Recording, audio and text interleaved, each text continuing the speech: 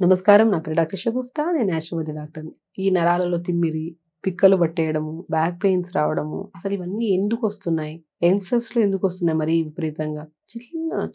Babies దగ్గర నుంచి start అవుతున్నాయండి. నరాలు తిమ్మిర్లు, పిక్కలు లాగేయడము, బ్యాక్ పెయిన్స్ రావడము, నెక్ పెయిన్స్ రావడము, మజిల్ వీక్ అవ్వడము.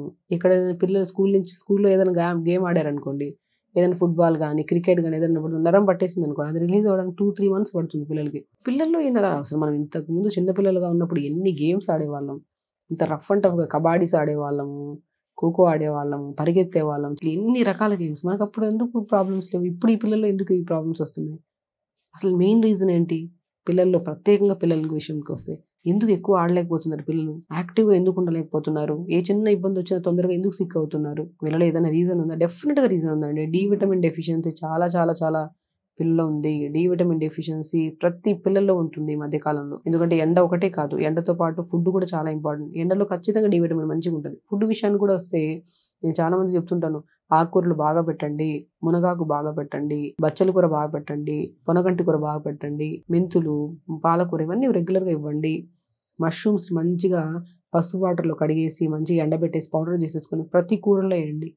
పంకిన్ సీడ్స్ వాడించండి. ఫ్లాక్స్ సీడ్స్ వాడించండి. నువ్వులు వాడించండి. నువ్వుల లడ్డు డైలీ పిల్లలకి ఇవ్వండి ఒక లడ్డు సాయంత్రం పూట. ఆ డ్రై ఫ్రూట్స్ అన్నిటిని పౌడర్ చేసేసుకొని, కొన్ని చియా సీడ్స్ యాడ్ చేసుకొని, కొద్దిగా బెల్లం పాకం కానీ, లేదంటే డేట్స్ కానీ వేసేసుకొని మంచిగా లడ్డు చేసి డైలీ ఒక లడ్డు ఇవ్వండి పిల్లలకి. అసలు చాలా వరకు నేను మినపట్టు వేయండి, పెసరట్టెయ్యండి.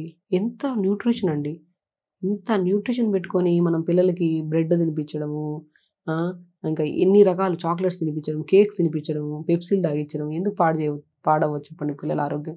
పిల్లలకి డెఫిషియన్సీస్ వల్లే D vitamin, iron deficiency, haemoglobin deficiency and specially ఆ బి12 డెఫిషియన్సీ వల్ల పిల్లల్లో గాని, పెద్దవాళ్ళలో గాని నరాలు తిమ్మిర్లు, బలహీనతలు ఇవన్నీ కామన్‌గా అయిపోయాయి. సో, పిల్లలకి మంచిగా పర్టిక్యులర్‌గా ఆకుకూరలు బాగా పెట్టండి.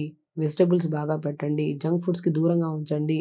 హెల్తీ లైఫ్ స్టైల్ చాలా చాలా ఇంపార్టెంట్. ఒకసారి హెల్త్ పాడైందనుకోండి పర్టిక్యులర్ పిల్లల్లో ఇంట్లో మొత్తం సిక్ అవుతాం. ఫస్ట్ పేరెంట్స్ సిక్ అవుతారు. పిల్లల్ని హాస్పిటల్‌కి తీసుకెళ్లడము, వర్క్ పక్కన పెట్టడము, ప్రెషర్స్ పెరిగిపోవడం. ఈ పిల్లల వల్ల పెద్దవాళ్ళలో బి12 కాదు అన్నీ తగ్గిపోతున్నాయి.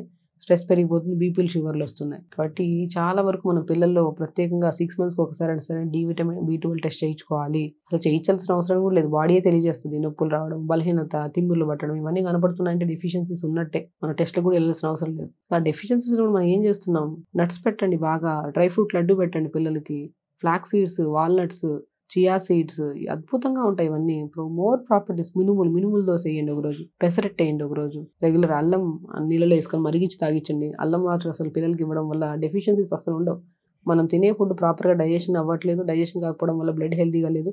దానివల్లే కదా డెఫిషియన్సీ. మార్నింగ్ ఒక చిన్న అల్లం ముక్క లైట్‌గా దంచివ్వండి. సాయంత్రం పూట ఒక చిన్న అల్లం ముక్క దంచివ్వండి.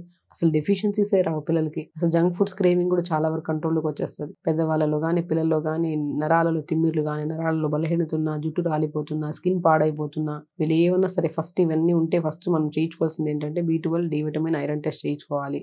చేయించుకోవాల్సిన అవసరం లేకపోయినా కూడా మనకి ఉన్నాయి అంటే ఖచ్చితంగా మనం కొద్దిగా రెగ్యులర్‌గా లేచి, రెగ్యులర్ వర్కౌట్స్ చేయడం, నీళ్లు బాగా తాగడం, ఫుడ్ ప్రాపర్‌గా తీసుకోవడం చాలా ఇంపార్టెంట్ అండి. మన పాతకాలంలో మంచిగా డ్రై ఫ్రూట్ లడ్డు ఇవే నువ్వులు అవి నువ్వుల లడ్డు ఇంత బాగా పెట్టేవాళ్ళు పెద్దగా. వేడైపోతుందంటే దాని బదులు చల్లటి కోకోనట్ వాటర్ తాగిచ్చేవాళ్ళు.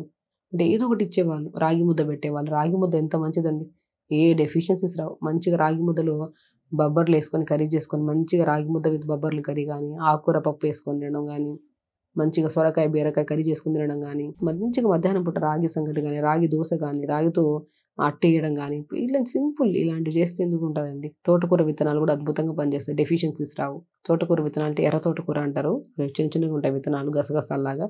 దాన్ని వేయించి పౌడర్ చేసేసుకొని, ఆ పౌడర్‌ని మంచిగా చపాతీ పిండిలో గోధుమ పిండి వాడే బదులు కొంతమందికి ఓవర్ హీట్ ఉంటే గోధుమ పిండి సెట్ అవ్వదు. గ్యాస్ట్రిక్ ప్రాబ్లమ్ ఉన్నా సరే గోధుమ పిండి సెట్ అవ్వదు. అలాంటప్పుడు తోటకూర విత్తనాల్ని మంచిగా కొద్దిగా ఘీ ఏసి, కొద్దిగా జీలకర్రేసి, కొద్దిగా ఏదైనా వెజిటబుల్స్ కానీ, ఆకుకూర గాని ఏసి, కొద్దిగా వేడి నీళ్ళేసి బాగా కలిపేసి చపాతీ చేసి పెట్టండి పిల్లలకి. ఎంత స్ట్రెంత్ అండి. పెద్దవాళ్ళు కూడా తినండి మంచిగా. ఈ మధ్య కాలంలో చాలా మంది పిల్లల్ని తీసుకొస్తున్నారండి. మా అబ్బాయి సిక్ అవుతున్నాడు. మా అబ్బాయికి మజిల్ లాస్ అయింది. మా అబ్బాయి ఏదైనా తగిలితే గాయం అయితే 1-2 మంత్స్ పడుతుంది రికవరీ అవ్వడానికి.